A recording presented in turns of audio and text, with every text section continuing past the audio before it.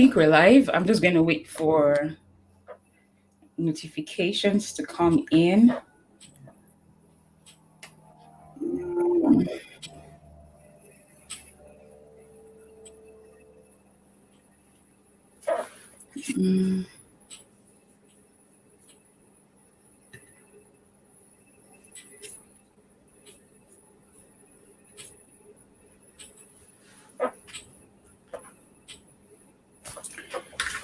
I think we're live, but I'm waiting for notifications to come in, and I find it takes a while this day. So if you can see us, let us know. Hi.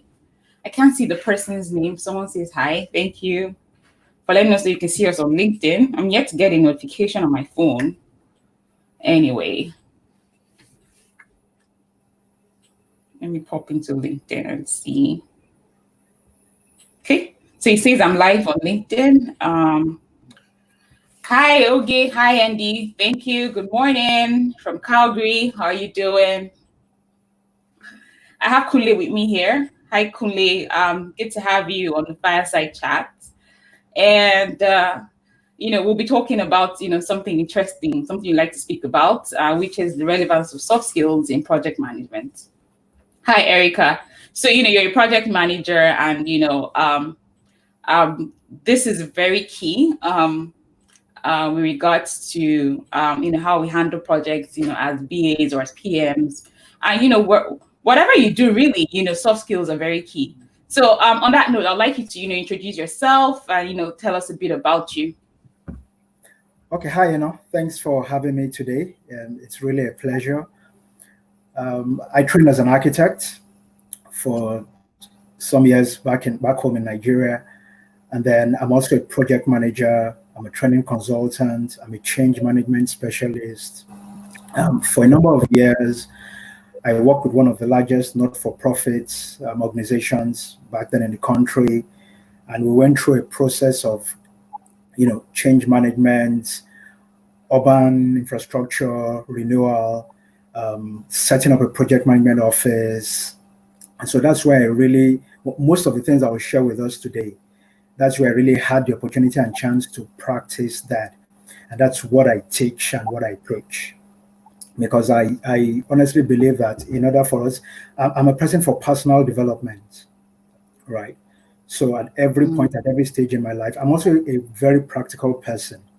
So at every stage in my life, I always look at what am I into? How is it helping me? How do I move on from this? But most importantly, how do I utilize this in the real world? Because really that's what it's all about. The workplace, where you're involved, the people you're involved with, the firms you're involved with, how do you become effective and efficient in what you do? So that's a simple summary. All right, awesome. So, you say this is something you like to, speak about, which is soft skills. So, when we say soft skills, what do we mean? And I've seen some documentation and some write-up that sort of mixes hard skills with soft skills. So, I would like you to kind of, enlighten us on what soft skills are. Okay, thanks. So my first experience with soft skills was a few years ago. So I had the word soft skills. And like I said, I'm a practical person. When I hear any theory or anything that relates to what I do, I always want to dig deeper. So what does this mean? What does it entail? So what are soft skills? And I'll try and give a simple definition because there's tons of information. I mean, if you Google soft skills, you have thousands of pages. Yeah. But really, I love to simplify stuff. Take what seems difficult to understand and make it as simple as possible. So a simple definition, soft skills are a combination of skills which include or might not be limited to people and social skills. And I want us to take note of that, especially the people skills. For me, the simplest way is how you relate with people in whatever you do, wherever you're engaged. And our soft skills are meant to complement our hard skills. So again, soft skills, hard skills. Hard skills are simply, stuff like technical competence, working with machines, working with systems, computers, writing or reading. So if you have those as hard skills, Then you now have the soft skills. And I'll give examples. There are quite a lot, but I'll just give some. So stuff like communication, networking, empathy, responsibility, leadership, problem solving, critical thinking, integrity, and it can go on and on. But that's just a symbol, that's, a short list of soft skills. And for today, depending on how much time we have, because even just one aspect of it, we could discuss that for the whole of today, right? I hope we'll be able to focus on communication and listening, because again, communication on its own is another major topic. Yeah. And I'm not even going to say I'm a communication expert, right? I'll just focus on the listening aspect of the soft skills. Yeah. So communication, networking, critical thinking, and responsibility. Like I said, if we have enough time. Okay. All right. So people would say that this should be second nature to anyone who works with people, right? Because as a project manager or a business analyst, you're working on projects. So you're working with various people that we typically call our stakeholders. So people would say, "Oh, I definitely have this, right? I mean, because I do this at work, then I have this. I don't really need to learn how to be better at this because I do have this. I communicate with people. I listen, right? I'm a leader. I lead my team. So clear this up for us. Does everyone have this soft skills? Because people believe I already have it, but I need to learn more about it." There are a lot of answers to that, and I'll put some perspective, right? Again, so our discussion, I normally I would have preferred that we say project leadership, which is just slightly different from project management, right? So the question I would ask is, as an individual, as a professional in your workplace, what exactly are your goals? What do you intend to achieve? So let me ask some questions. And I'm going to be asking a lot of questions. That's the way I learn. That's the way I teach, right? So think back to some of the places you have worked before. Now, who did you prefer to work with?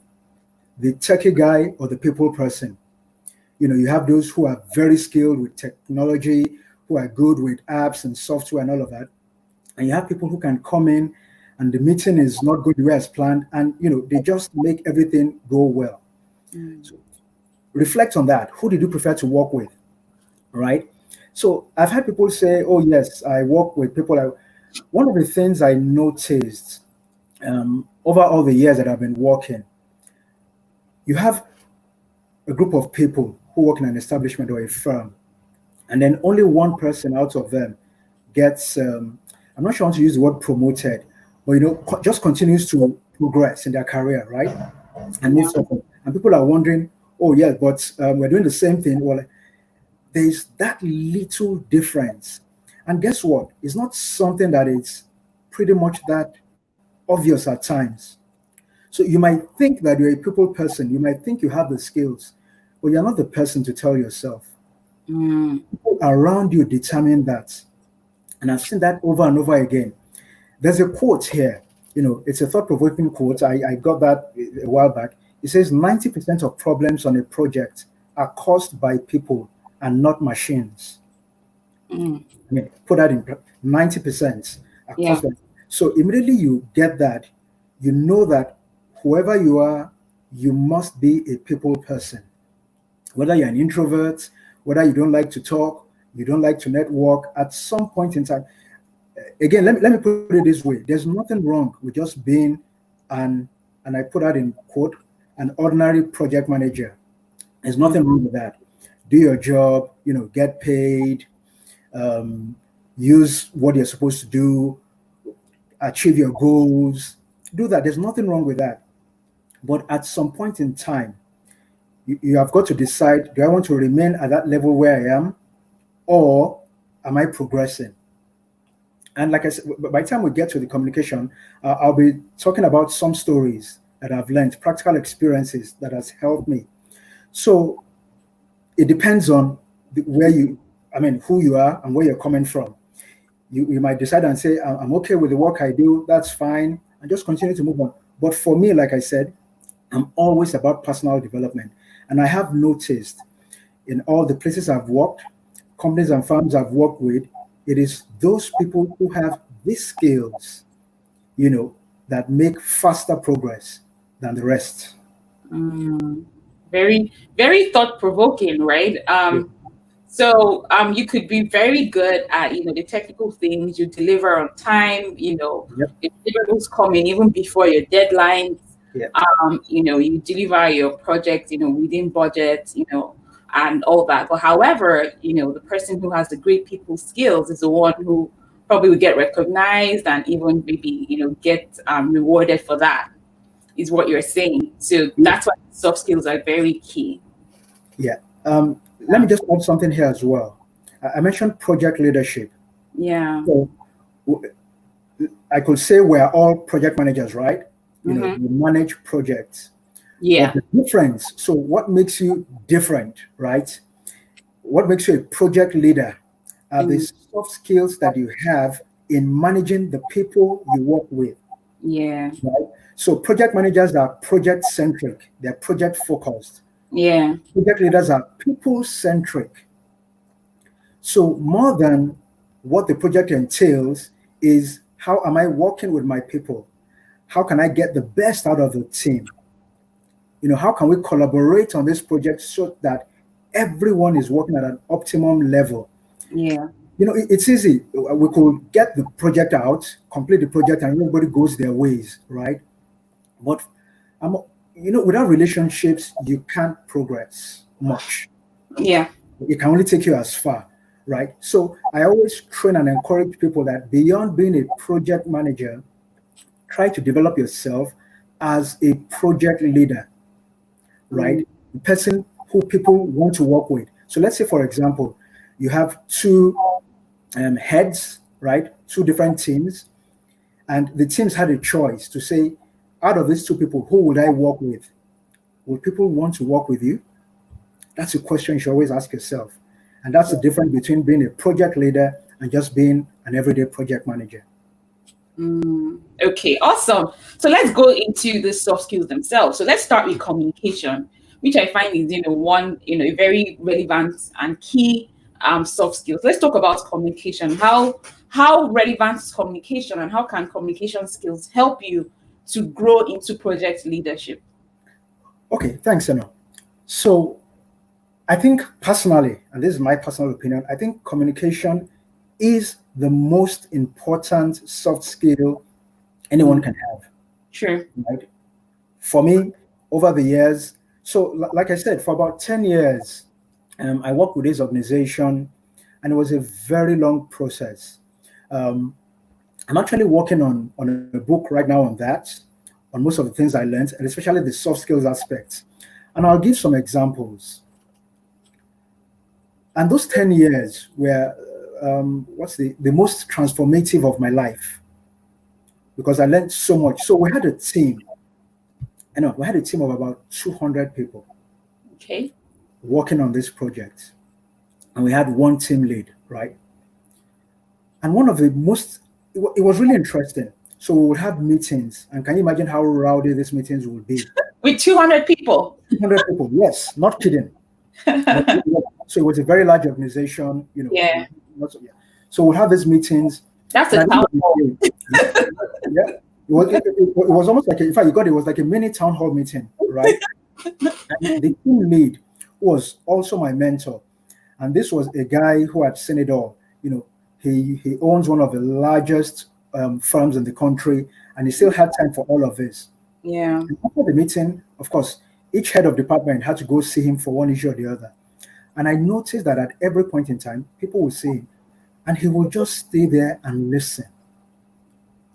Don't forget, I'm focusing on the listening aspect. So at times, somebody will be talking to him for like 1 hour, and this guy is there just standing and listening. I used to get peeved, right? And I'm thinking, okay, what's going on here? Well, guess what happened?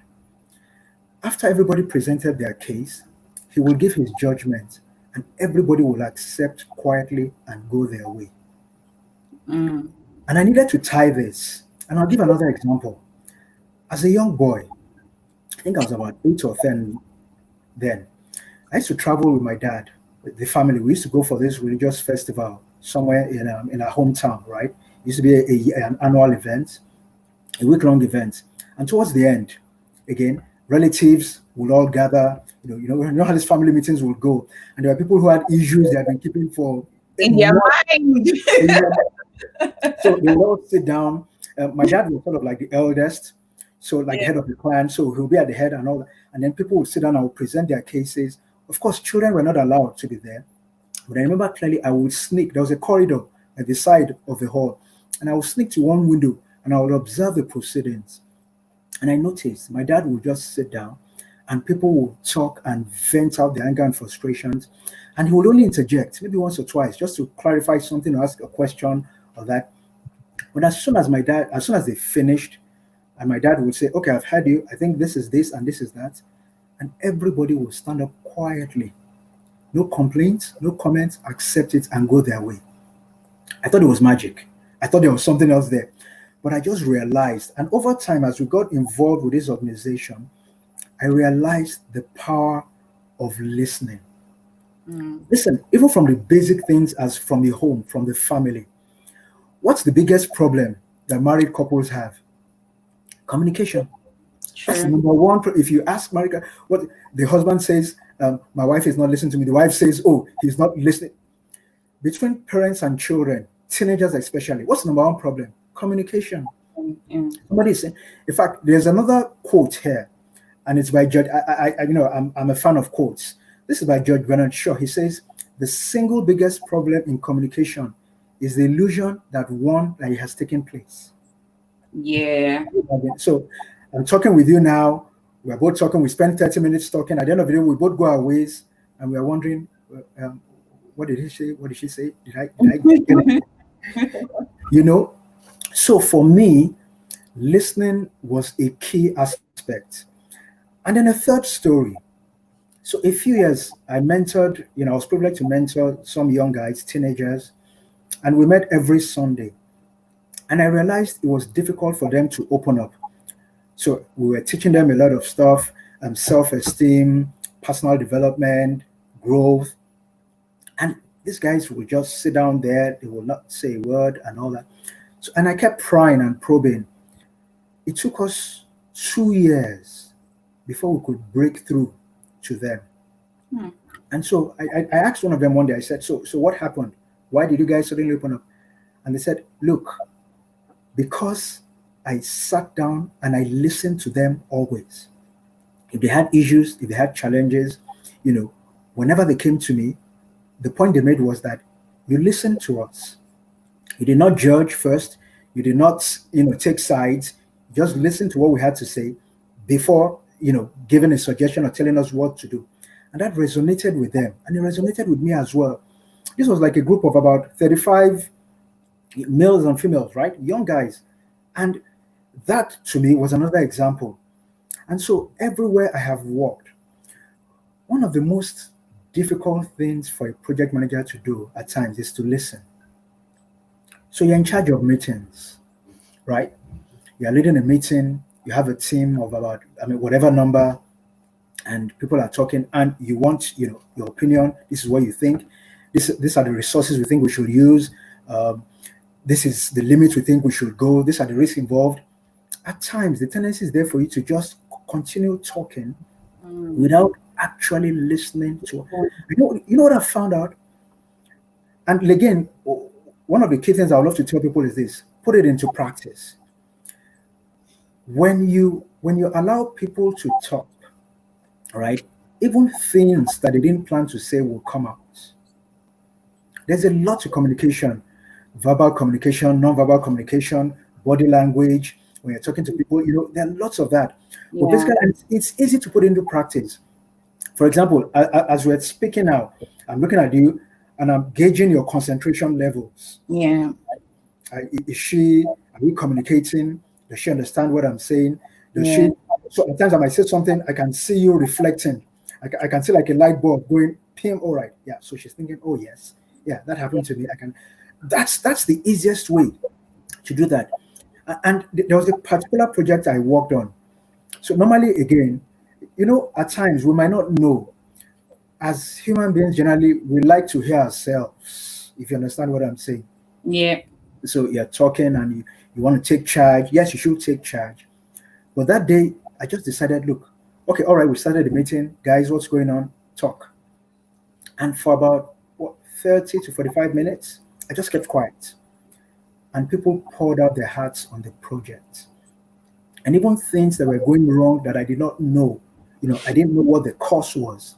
People would come out and say, "Oh, I think you should have done this. I think we should have done this that way." And so I can't overemphasize how much listening is so important as a project manager. Yeah.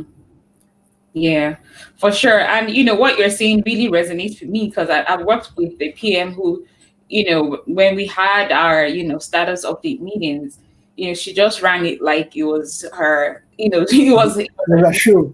it was her show, and it was like you couldn't say a word. This is how it should be done. Get it done. This should be done. This is the due date for this. Why is the status of this red? Like not even asking to really understand why. And then people never even just like being in the meetings, or even when she's ranted for 30 minutes more, and then she's now doing a round table at the end. Everybody says I have nothing to say.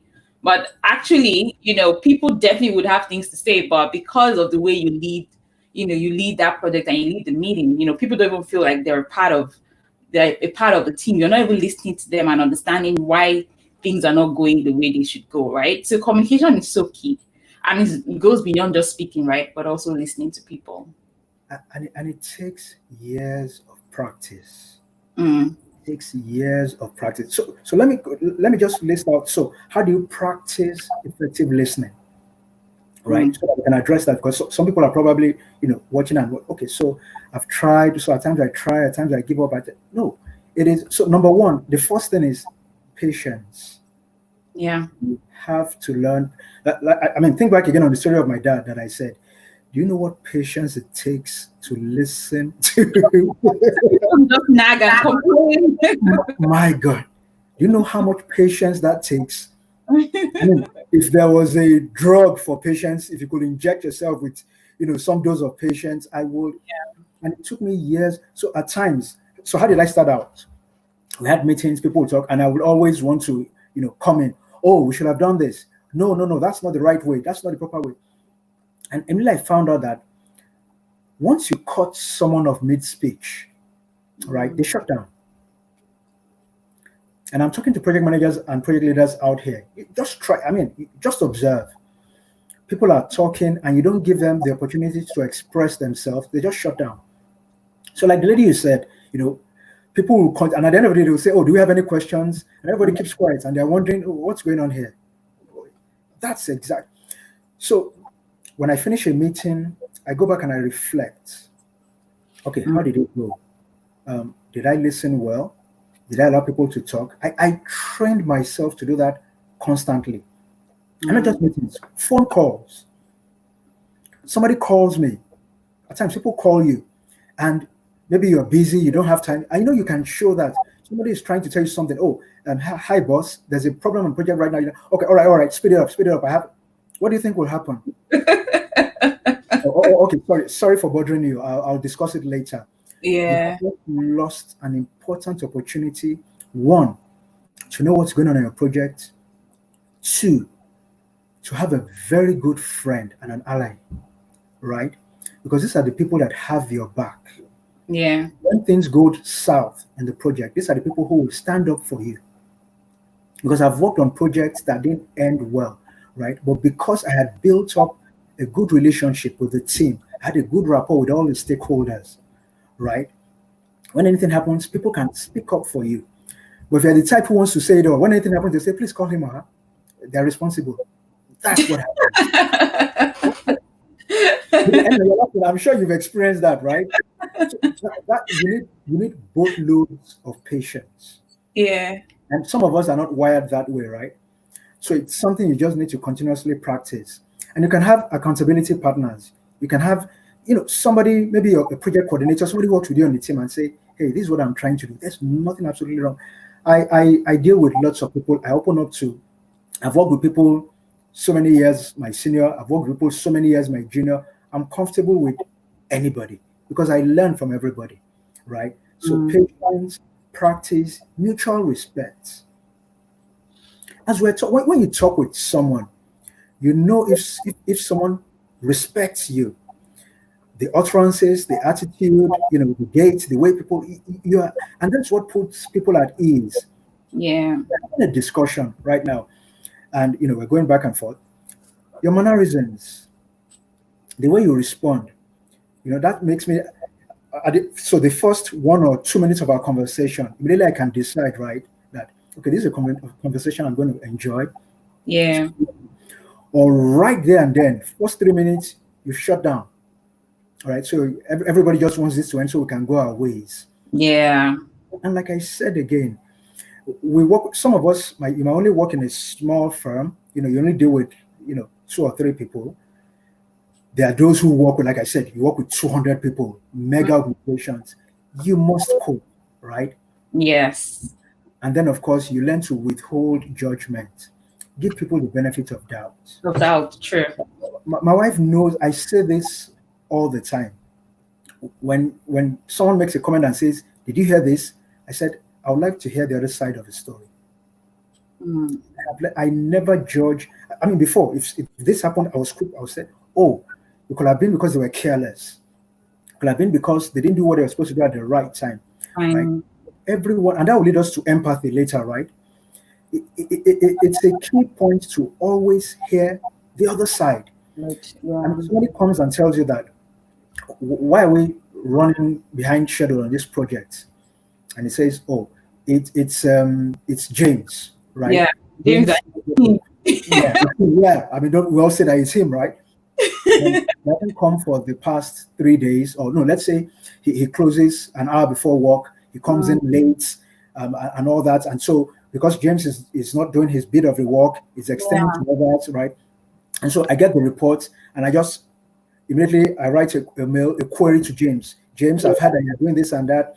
If you don't respond to this within 2 days, your job is at stake. Oh my God! I've worked with managers like that. And let me ask, so how did you feel? Just 801. 801. 801. They don't see you on your seat. They're writing the query. I mean, you understand? And meanwhile, I just lost someone close to him. Exactly. Yeah. Perhaps James is going through some emotional, trauma. Yeah. Perhaps James, I read a lot of HR stuff. And there's this lady on LinkedIn, I can't remember her name now, Kirsty Bonnet. She's one of those popular HR people on LinkedIn, and she says lots of stories like this. These are people who have been your best workers for a long time. Yeah. Something happens, and the first thing you do is you query them. Maybe go after them. "Oh, you've been irresponsible. You've not done this." Oh, come on. Yeah. Come on. It never works. True. Some people don't care, right? But for me, I always, please remind me, when we're talking about responsibility, there's something I did years back. And once we get to that point, it's something I'd love to share with us. Or maybe I should just share it now. Yeah. So, a few years back, like I said, when I was working with those teenagers, right, I wanted to know what people thought of me. So we're dealing with teams always. I've been leading teams for, a long while. And you go for meetings, everybody's all smiling, some are not smiling. You work on projects, the projects are concluded, everybody goes their ways. But beyond that, right, why do you get recommended for subsequent projects? Why do people relate well with you? So one day, as I was discussing with the teenagers, after they started opening to us after 2 years, I just had a flash, and I said to them, "You know what? All of you, describe me in 5 words. Don't put your names. I don't want your names there. Get a blank sheet of paper, describe me in 5 words." And they all did. And I did that every year for about 4 years. And then I went to my office. I was working at a firm then. And I told people in the office, same thing as well. And to make it easier for them, I said, just type it. Because you want to get the honest truth, right? You don't want any eye service, like we call it back then. And I told them, describe me in 5 words. So can you imagine putting together about 40 to 45 people describing in 5 words? If you put that on a spreadsheet, right, you will see at least 5 key things that will describe you. Yeah. So, and I told them, no holds barred, positive or negative. I don't want to say good or bad. positive or negative, just describe me, right? And they did so. And I sat down, I did an analysis at the end of the day. So I sat down with the list, right? And I looked at the places, the areas they said I was good in. Okay, so what would I do there? I'll try and improve, right? But I went for the areas that people had, the cons, where people had a bit of issues. And so for this particular year, I would work on that. So next year, when I asked for this, I asked to do the same exercise, if it still came up, then I knew there was a problem. Yeah. I had not tried enough. Yeah. Do it again. So, for example, then people used to say, I didn't smile. The little things that matter to people, right? And can you imagine? They said I didn't smile. And of course, I related that to, if you don't smile, people will say you're unapproachable, right? Yeah. If you're going to be dealing with people, that needs to change. I've been noticing in the beginning of this, we started how long I've been flashing my smiles and all that. Yeah. Oh, no. Yeah, believe me, yes.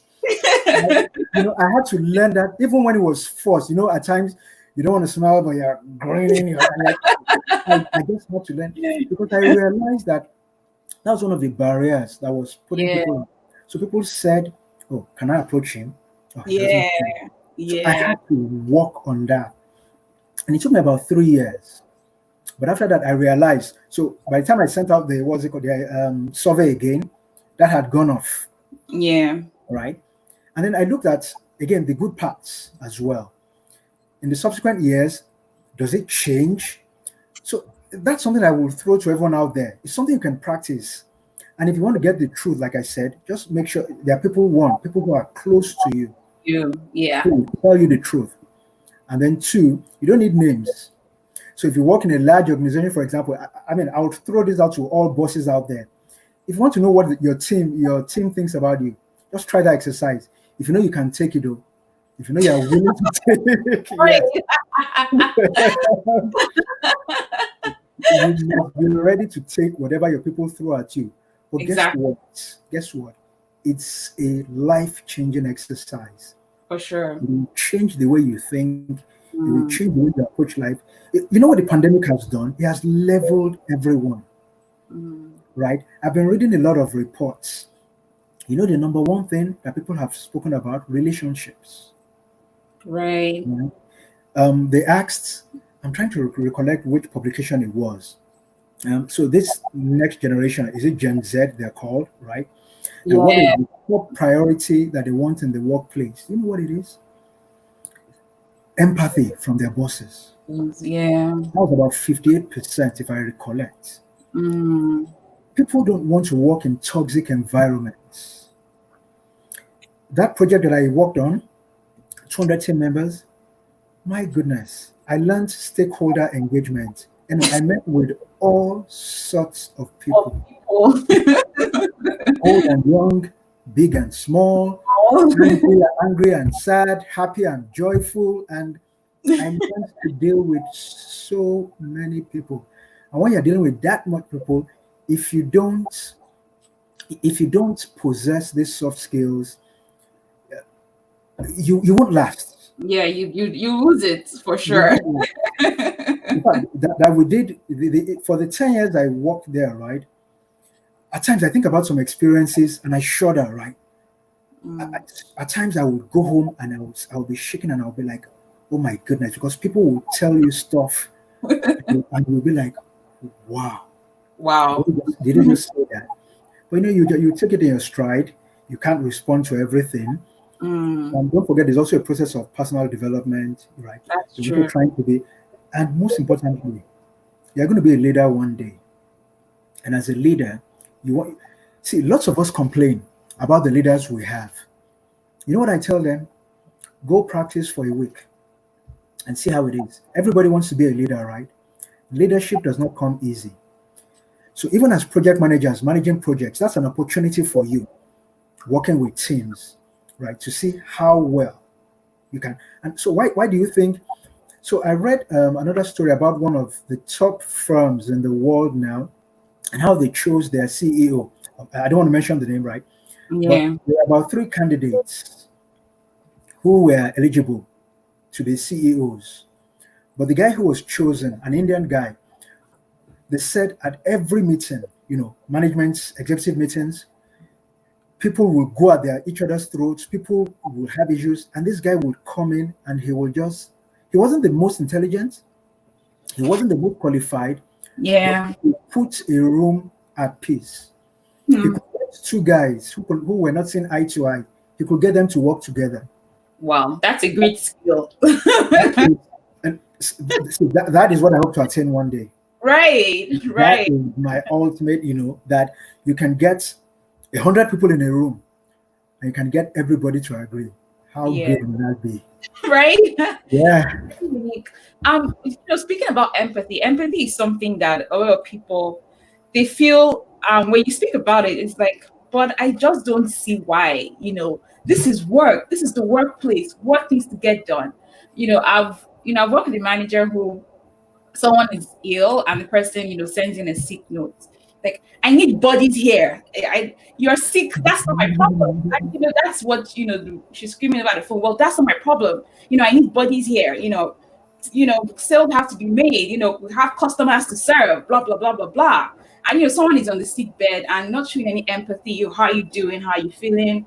What's the doctor saying? How many days you need to be away for? Okay, no worries. We'll find, someone to fill in your spot. Make sure you get well soon. We'll be sending our prayers, to you, that kind of thing, right? How do we, and working with that kind of person made me really understand, the power of empathy and how to be better, with regards to, well, of course we know the work has to be done. We understand that, the business, we must open our doors to our customers and serve them. However, these things happen. How can we build empathy? There are some people that just don't see.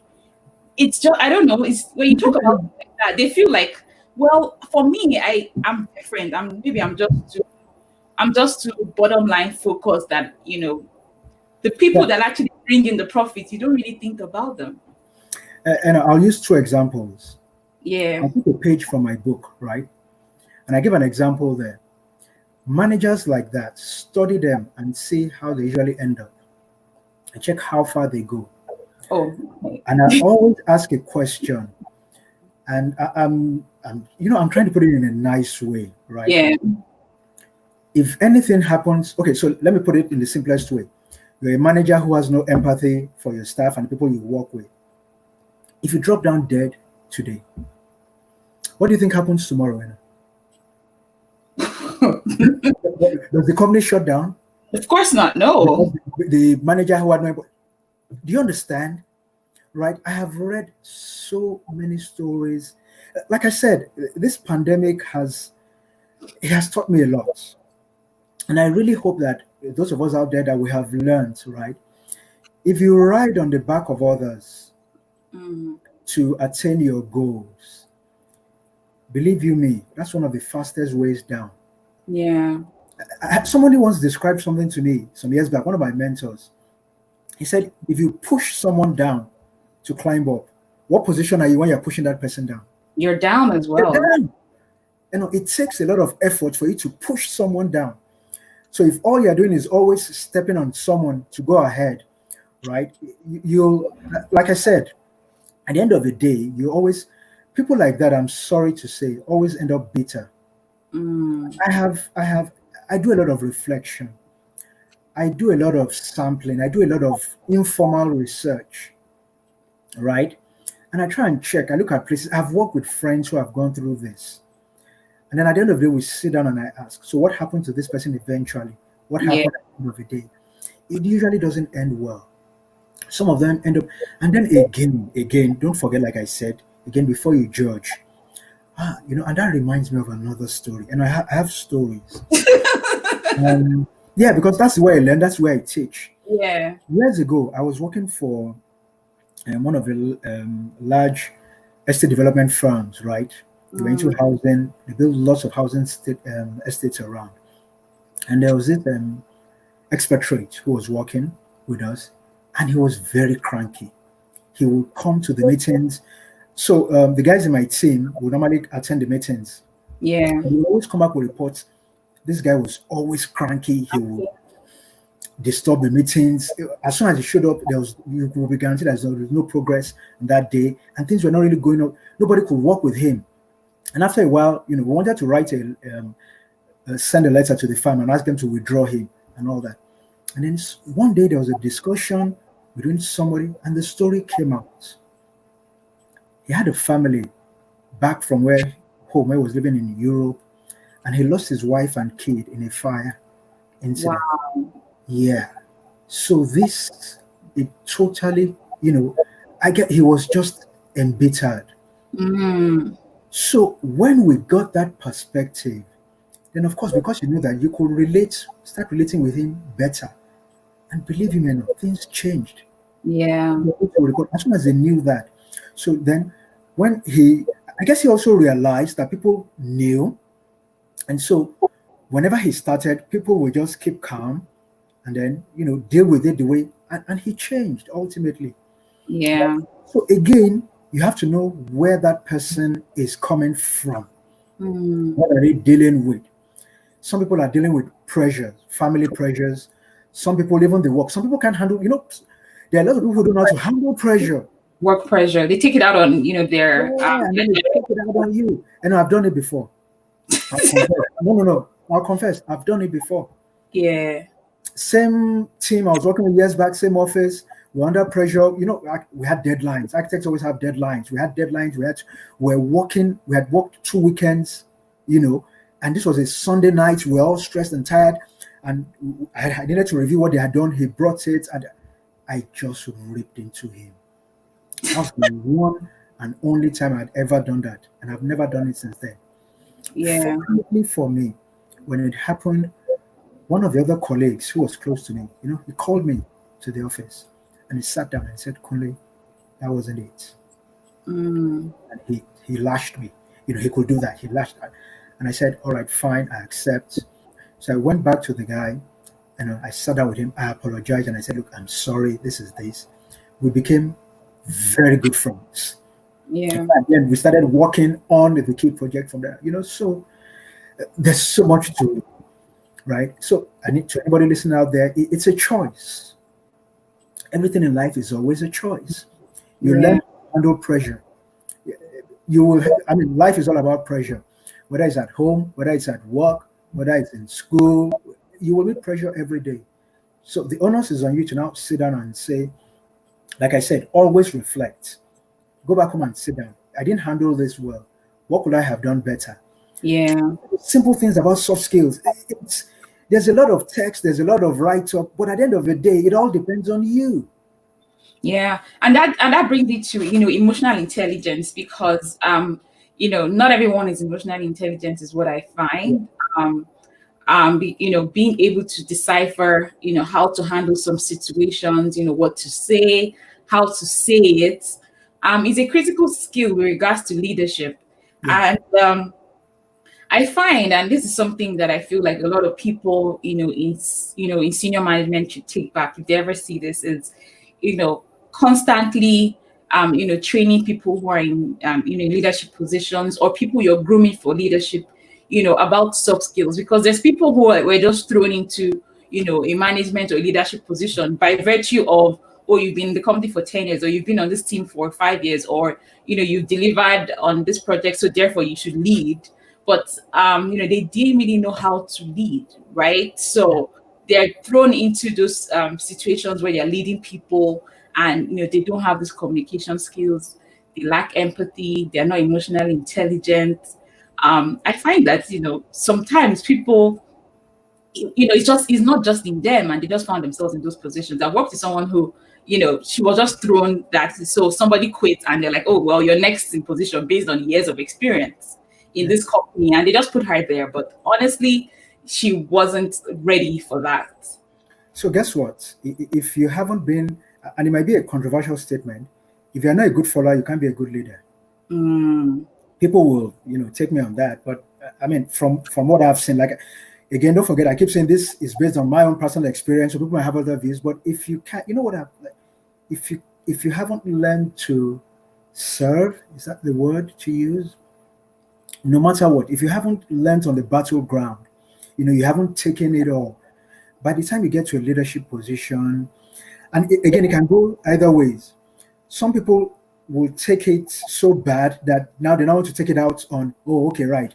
So when I was in a junior position, yeah. Treated. This is what I was done. So now it is my turn, right? So now I'm the boss, and so you guys must go through. Oh, come on. Like, at the end of the day, if you check back, if you look at people over time, all right. And for me, I want to be a happy person. Oh yeah, you remember I said two things.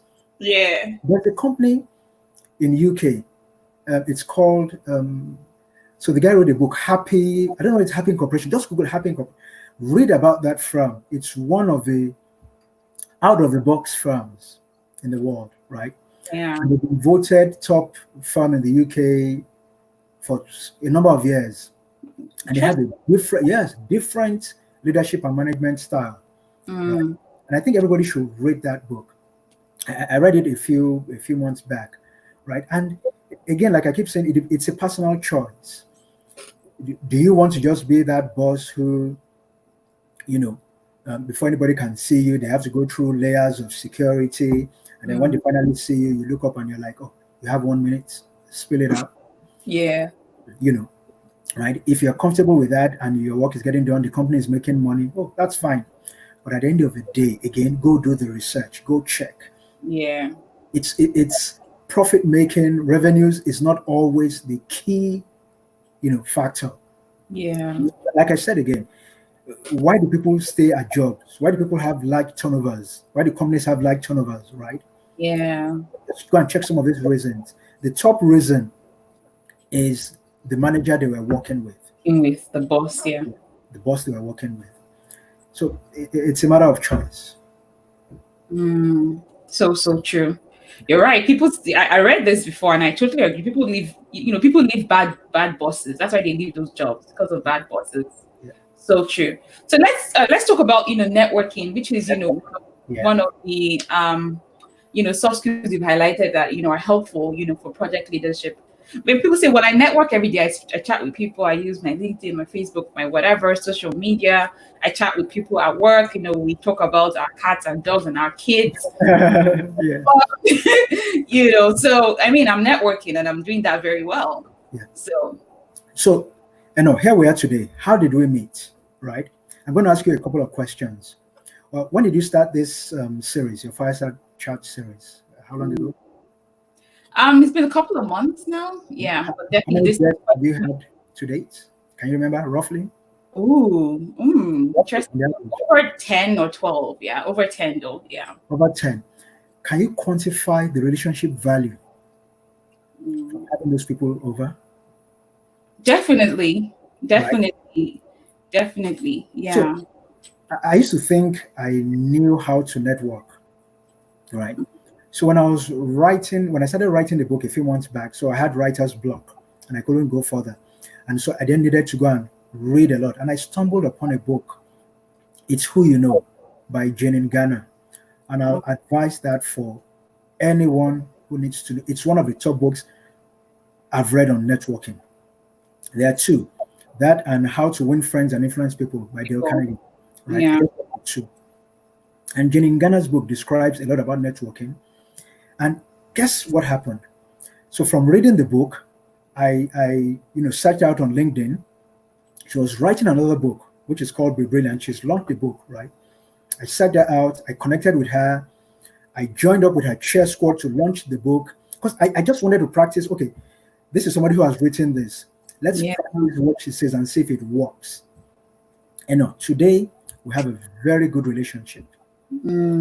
Australia. Right now I'm here in Canada. Yeah. That is the power of networking. But again, I'll use a story. Like I said, I use a lot of stories. As a young architect, when I first of all set up my firm way back then, and naturally I'm an introvert. When I say that, people don't believe. They're like, no, you guys. See, if I were shipwrecked on an island, right? And if I had books to read, I had food to eat, and maybe I had my wife as my companion, I'll be okay. Wow, you're yeah. But for about 2 weeks, right? I'm not Yeah. talking to Robinson Crusoe style. Okay. No. That's for a short while. But I used to be an introvert. But I Yeah. realized that in life, right, in order Yeah. to get ahead, you must learn how to connect with people. For sure. I'm listening to, I can't remember who it was yesterday or 2 days ago. You guys were talking about networking as well. You cannot underestimate the power of networking. Yeah. The largest commission I ever worked on till date, I got by networking. So I had a friend who we grew up together, right, back in Ibadan. And it wasn't even the friend, it was his brother. So his brother was working for a large project management firm in Lagos. I had my small architectural firm. And so my mentor sat down with me one day and told me, I said, look, Kunle, if you want to expand this business, you need to reach out to people. And I got scared. I was like, I don't know how to, approach people. I don't know how to talk to people. And I just tried. So I called his brother up and I said, look, and can I send you my profile? He said, do. I sent the profile. 2 weeks later, his boss calls me. She's a lady. And he says, oh, I saw your profile. I think it looks nice. Let's have a chat. Right? I went to her office. She looked at the profile. I said, oh, I like this project. I like a few of the things that you've done. If there's any work, we'll call you. Oh, thank you. Bye. I went my way. 2 months later, she called. I can't forget this story till today. Right? The firm calls me. There's a major project that has started. They have run into problems, and they need me. I just had to come and bail everybody out. I got called. I worked on it. And that was the largest project my firm ever, till date. That was the Right. largest I've ever worked on. And just because I just left that comfort zone So, and I reached out to people. So yeah.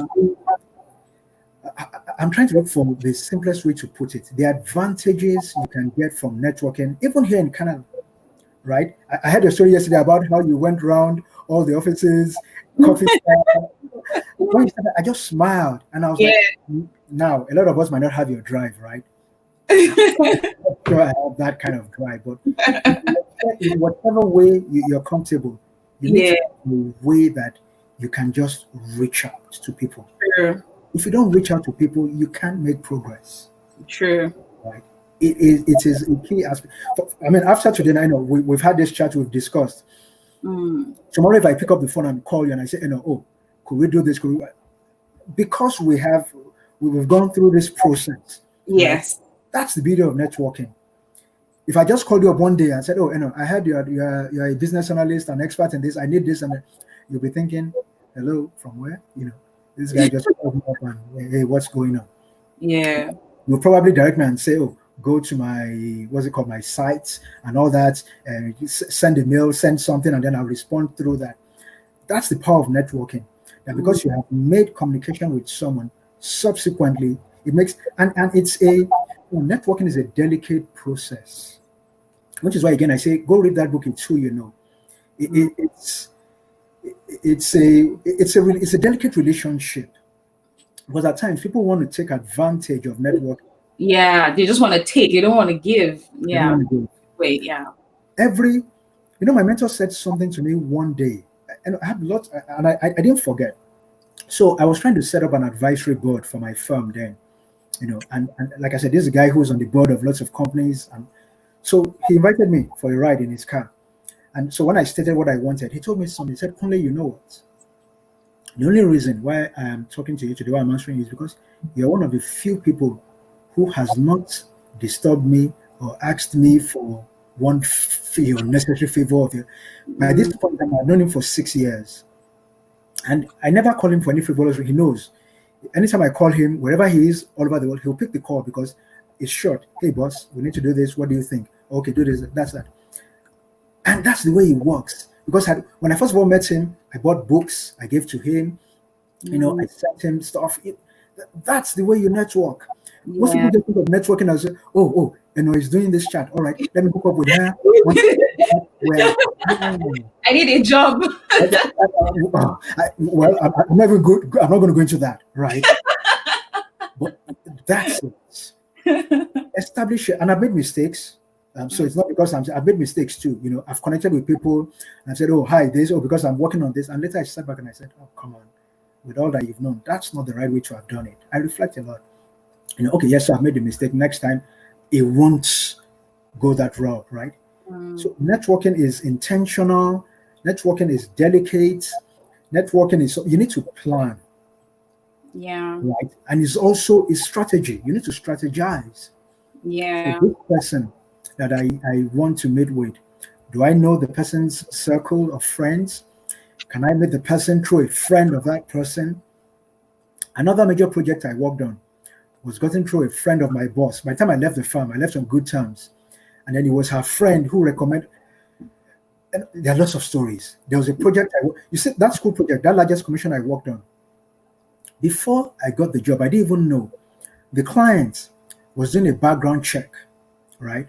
So they were talking to different people, and they're going to ask different people about me. Hey, do you know that guy? This was so and so. I didn't know. So one day we were at a symposium, an architectural symposium, and this lady walks up to me, and my boss's friend, and he says, "Oh, hi, Kunle, how you doing? So how's the job? Did you get the job? How's it working out?" And I'm looking at her like, "What are you talking about?" She said, "Oh, you think I don't know? So project." And I was like, "Wow." She said, "Yeah, they did a background check on you. They asked you," and I said, "Good to go. That is, I know him very well. They can go ahead." Yeah. What would have happened? Wow. I learned another important lesson that day, right? Wherever you are, whatever you do, people are always watching. So you need to be careful. Definitely. That's so true. People are always watching, and you never know. You never know, right? A lot of people will be asked questions about you when you're not there. What would people say about me, in my absence? Something you should always think about. So, before we wrap up, let's quickly talk about another. I'm going to merge this together, right? Two, critical and vital soft skills: critical thinking and problem solving. These skills I find are also very vital as soft skills because, like we started the conversation with regards to people who get into the organization because they have the technical skills, but if they struggle with progression and growing, and they don't know that it's because they lack these things, and that's because a lot of times, the organization, wants people who are problem solvers in management, people who have been solving problems, who bring solution, not the people who, always complaining about how things are. However, do you have a solution? Do you have a recommendation for us, right? So, let's talk about how these critical thinking and problem solving are also relevant for us, as we move into project leadership. Another quick story, right? Okay. In my 5th year in university, and for those who go through architectural school, can really be stressful, right? So we have what you call design studios, and you have presentations, and we had one. So again, I was like one of the top guys in class, right? I'm not bragging, right? Just to put that out there. Silent brag. Yeah. So we have this project, and we're going to have external supervisors to come, check the project and grade. HOD was coming, the dean of the faculty was coming, and all that. Can you imagine? And usually when you have stuff like that, you have people from lower classes and upper class. Everybody will come and just come see what was going on. And I flopped that presentation. Why? Flopped badly.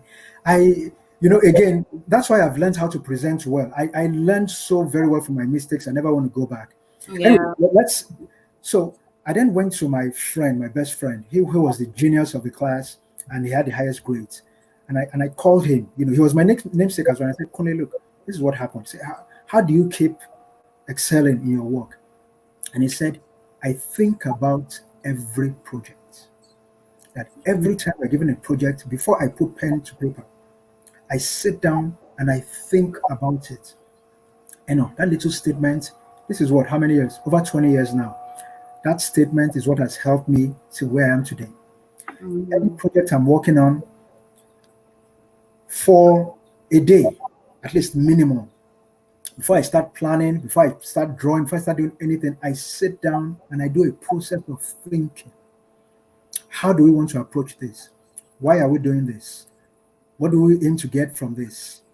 Right? Who do I need to work with us on this? Asking the right questions. Asking the right questions. Observation, analysis, interpretation, reflection, evaluation, inference, explanation. So many things. At times, my wife, she complains. Says, "You just sit and stare." Right? I said, don't blame me, my dear. I'm thinking. I think a lot. You can't be a successful manager if you can't think. Yeah. And I've noticed that that's what has also helped me progress right? In life, even in the training. See, as a consultant, what's the key thing people call you for? To solve problems. Solve problems. If you Yeah. can't solve problems, then what are you consulting? Yeah. If you can't train, if you can't teach well, what are you consulting? What are you teaching? Mm. So for me, it's always a process. Look, I sit down. What do we aim to get out of this? So when you called me and said, when we had a chat, so let's discuss about this. The first thing is, what do I want people to get out of this? So what's the take home from today, right? Is that it's a matter of personal choice, right? Anybody listening, watching, how do I become a better project leader, project manager, right? Wherever you go, workplace, wherever you are, people value you for what you bring to the table. Oh, true.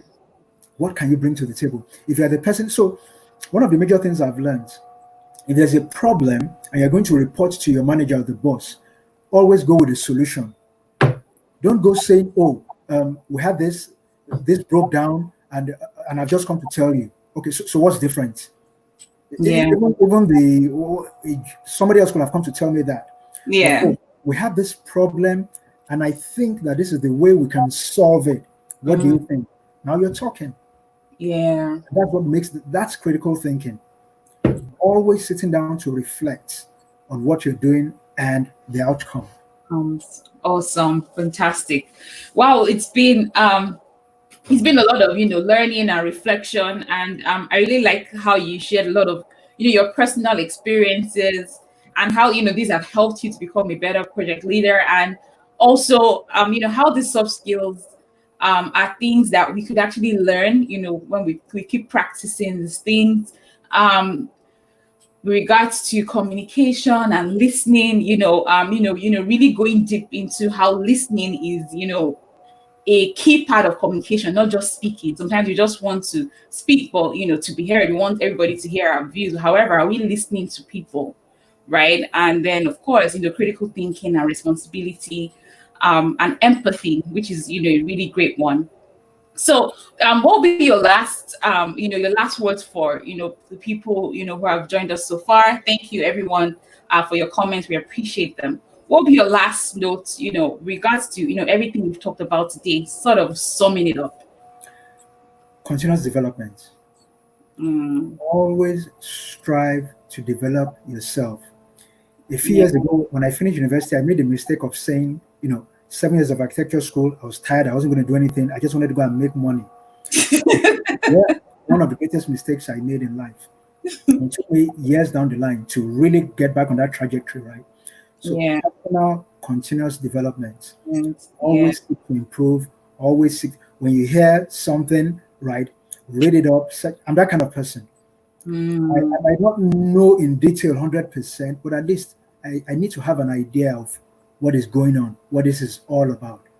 Personal, continuous development.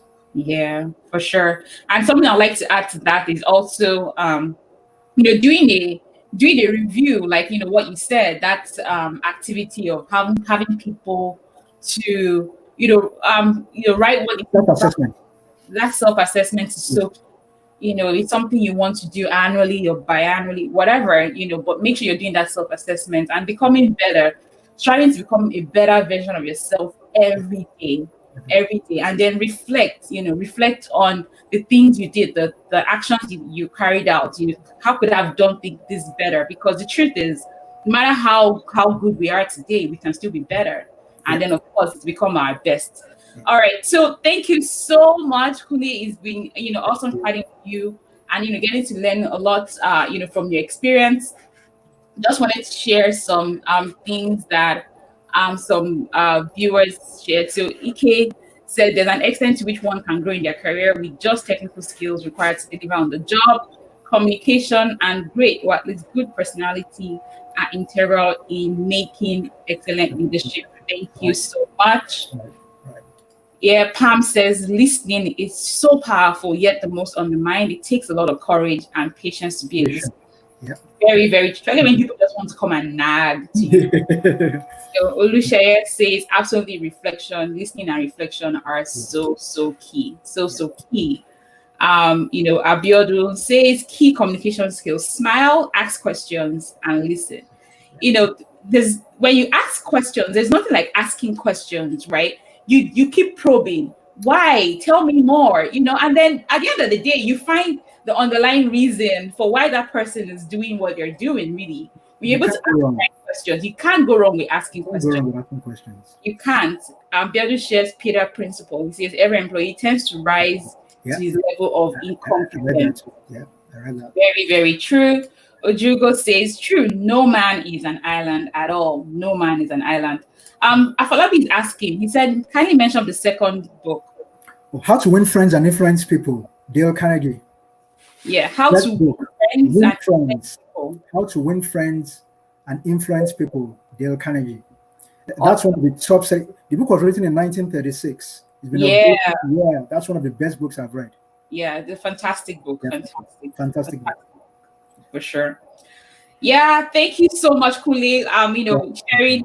Sharing my gratitude with the viewers as well. We're thankful to you for you to come and share your experience and the things you learned along the way. And we also come to realize how good it is to smile. Yes. You smile a lot as well. Yeah, sure. You've learned as well. I think he's asking for the second book. You talked about how to win friends. I think he's talking about it's Who You Know. It's Who You Know by Janine Garner. Okay. The book on networking. It's Who You Know. All right. Janine Garner. I'll put the comments later as well, so you can see it at Walabi, and I'll tag you when I do that. Right. So learn to smile, be approachable, and learn to listen. Listening is a very key soft skill. So thank you everyone, and wishing you the rest of the day, and I hope that you take back all these things and you start working on them in your projects and in your roles. And on that note is bye for me. Thank you so much. Bye Bye guys. Thank you.